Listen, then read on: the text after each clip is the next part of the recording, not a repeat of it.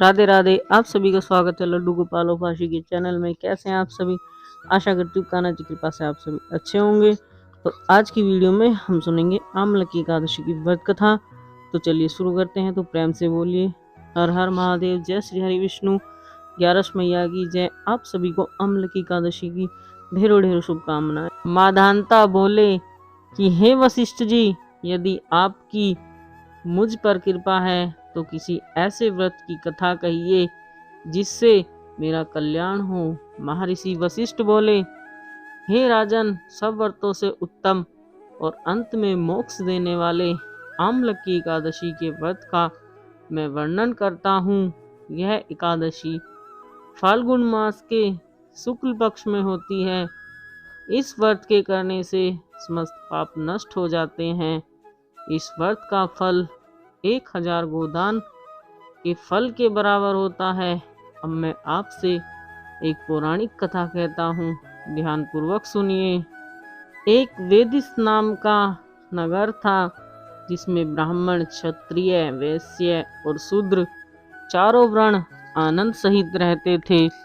उस नगर में सदैव वेद ध्वनि गूंजा करती थी तथा पापी, दुराचारी तथा नास्तिक उस नगर में कोई नहीं था।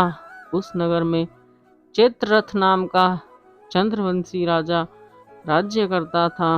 वह अत्यंत विद्वान तथा धर्मी था। उस नगर में कोई भी व्यक्ति दरिद्र व कंजूस नहीं था।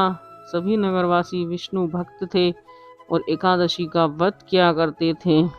एक समय फाल्गुन मास के शुक्ल पक्ष की आमलकी एकादशी आई।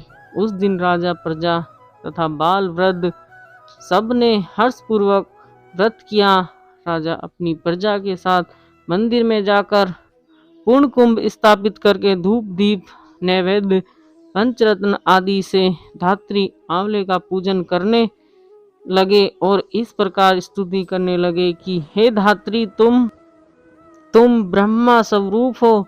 तुम ब्रह्मा जी द्वारा उत्पन्न हुए हो और समस्त पापों का नाश करने वाले हो। तुमको नमस्कार है। अब तुम मेरा अर्घ्य स्वीकार करो।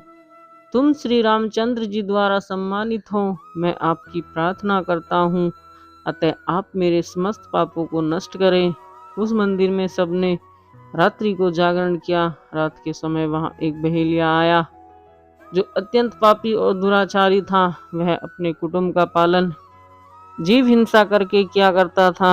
भूख तथा प्यास से अत्यंत व्याकुल वह बहेलिया इस जागरण को देखने के लिए मंदिर के एक कोने में बैठ गया और विष्णु भगवान तथा एकादशी महात्म्य की कथा सुनने लगा।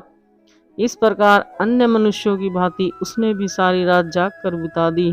रात काल होते ही सब लोग अपने अपने घर को चले गए तो बहेलिया भी अपने घर चला गया। घर जाकर उसने भोजन किया। कुछ समय बीतने के पश्चात उस बहेलिये की मृत्यु हो गई। मगर उस आमलकी एकादशी के व्रत तथा जागरण से उसने राजा विदुरथ के घर जन्म लिया और उसका नाम वशुरथ रखा गया। युवा होने पर वह चतुरंगनी सेना के सहित धन धान्य से युक्त होकर 10,000 ग्रामों का पालन करने लगा। वह तेज सूर्य के समान, कांति में चंद्रमा के समान, वीरता में भगवान विष्णु के समान और क्षमा में पृथ्वी के समान था। वह अत्यंत धार्मिक, सत्यवादी, कर्मवीर एवं विष्णु भक्त था। वह प्रजा का समान भाव से पालन करता था। दान देना उसका नित्य का कर्तव्य था। एक दिन राजा शिकार खेलने के लिए गया।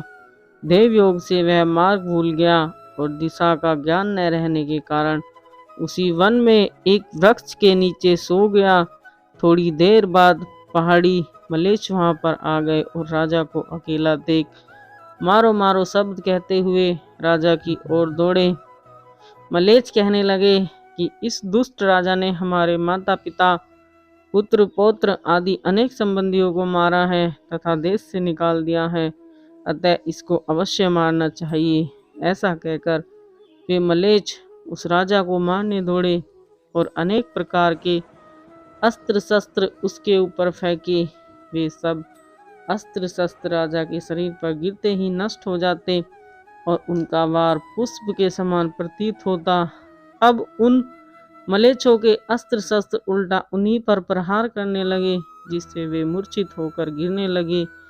उसी समय राजा के शरीर से एक दिव्य स्त्री उत्पन्न हुई। वह स्त्री अत्यंत सुंदर होते हुए भी उसकी भुकुटी टेढ़ी थी। उसकी आंखों से लाल लाल अग्नि निकल रही थी, जिससे वह दूसरे काल के समान प्रतीत होती थी। वह स्त्री मलेच्छों को मारने दौड़ी और थोड़ी ही देर में उसने सब मलेच्छों को काल के गाल में पहुंचा दिया। जब राजा सोकर उठा तो उसने मलेच्छों को मरा हुआ देखकर कहा कि इन शत्रुओं को किसने मारा है? इस वन में मेरा कौन हितैषी रहता है? ऐसा विचार कर ही रहा था कि आकाशवाणी हुई, हे राजा, इस संसार में विष्णु भगवान के अतिरिक्त कौन तेरी सहायता कर सकता है? इस आकाशवाणी को सुनकर राजा अपने राज्य में आ गया और सुखपूर्वक राज्य करने लगा। महर्षि वशिष्ठ जी बोले कि हे राजन, यह आमलकी एकादशी के व्रत का प्रभाव था। जो मनुष्य इस आमलकी एकादशी का व्रत करते हैं वे प्रत्येक कार्य में सफल होते हैं और अंत में विष्णु लोक को जाते हैं। तो आज की कथा यहाँ पर समाप्त होती है।